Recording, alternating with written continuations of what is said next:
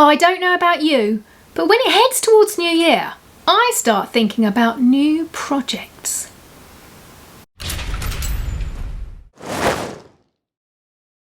Hello Space Cats, it's Jules here, wondering what I might be pondering come Boxing Day.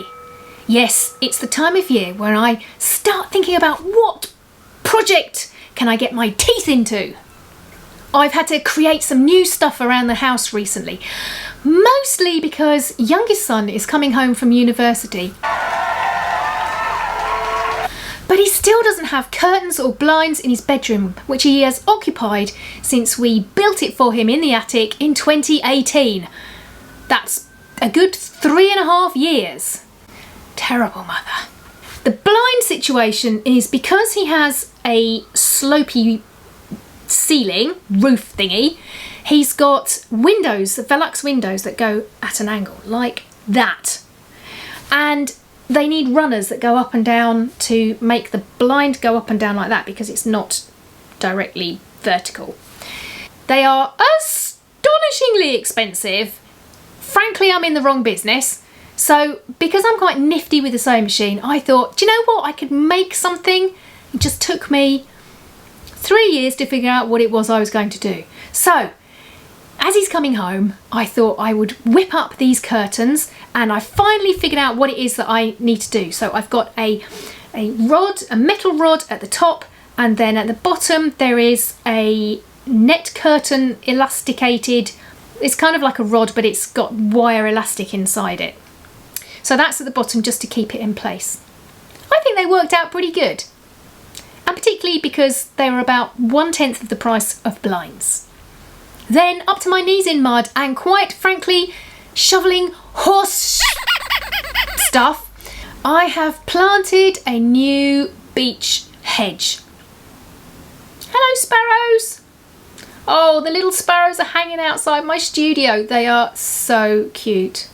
I'm going to see if I can get a quick bit of video to show you. Wait there.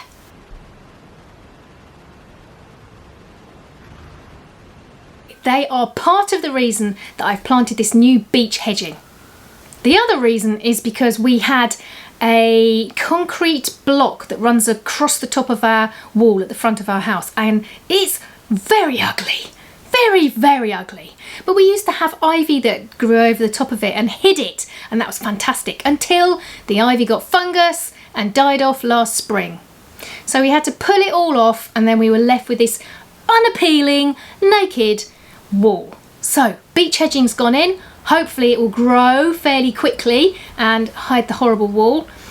And also for Wally's sake, because where the ivy was quite high, he couldn't see people walking past our house. And now he can see people walking past our house, and he lets us know loudly. Plus, I really love the colours. In the springtime you have those lush greens, and then in the autumn you have the beautiful oranges and the golds and the sort of bronzy colours, and then in the winter you get the bare branches and the birds, little sparrow fellas, they're back again. They like to come and sit in there, and I think I might put a bird feeder up in there like I've got in my back garden. Before I come on to my next endeavour, I just want to tell you about the course code, which is rather super. And you can use it on my course, Make a Picture Book Step by Step. If you're thinking of making your story into a picture book next year, then this is the course that you'll need to just point you in the right direction. The reason that I made this course is because when I go to book events, I get into conversations with people who say, I've written a story, I'd love to make a book, but I just don't know how. Well, I thought, I know how, let me show you. So I made the course. I've made you a special code. All you have to do when you get to the checkout is type in new project, and that'll get you 50% off the course. Why am I doing this? Well, because making books has changed my life. And if it's something that you really think that you would love to do, it might change yours too. All the details will be in the description box below, and don't forget the magic words, new project. So my Christmas holiday project is clay making. I really love pottery, but I've never had any formal lessons. I've just kind of mucked about with a bit of air drying clay or sculpey clay. Pair this with my love for all things fairy and you've got a little bit of a combo going on there, I think. Thirdly, when I was a child, I had a little lamp that was in the shape of a house and it was just like a little fairy house. And I loved that light. It was my night light and my mum and dad used to put it on every night so that there was a little light in the corner of my room and my room wasn't totally dark. It had a little electric light bulb inside it and it was connected to the mains. Now somewhere, sometime when perhaps we were moving, it just got lost and it never got as far as the next house, or maybe it got broken, or perhaps my mum and dad just thought I was too old for it, I don't know. But I've always hankered after having one of these. So I thought I might give it a go making one. And I came across this fantastic video that I really enjoyed, and I'll put the link to that below as well so that you can see it. And I thought I'm gonna give that a darn good go. It might not look as good as hers, but do you know what? I'm gonna enjoy doing it anyway. So here's the result.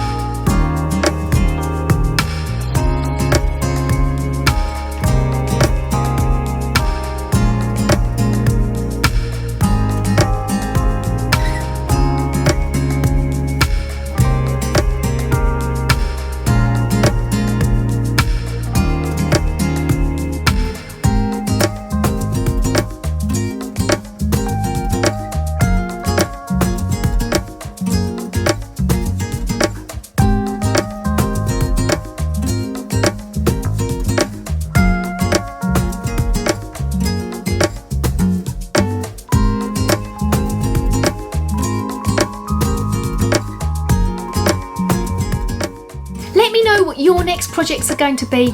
Maybe it's going to be as big as building a massive treehouse, or maybe it's going to be as tiny as needle felting an ant. Whatever it is, I would be delighted to know what it is. I'm all ears. Next week is Christmas Eve, so I'm off to continue wrapping Christmas presents and eating as many mince pies as I possibly can. I will see you next week. Lots of Christmas love. Nanu nanu.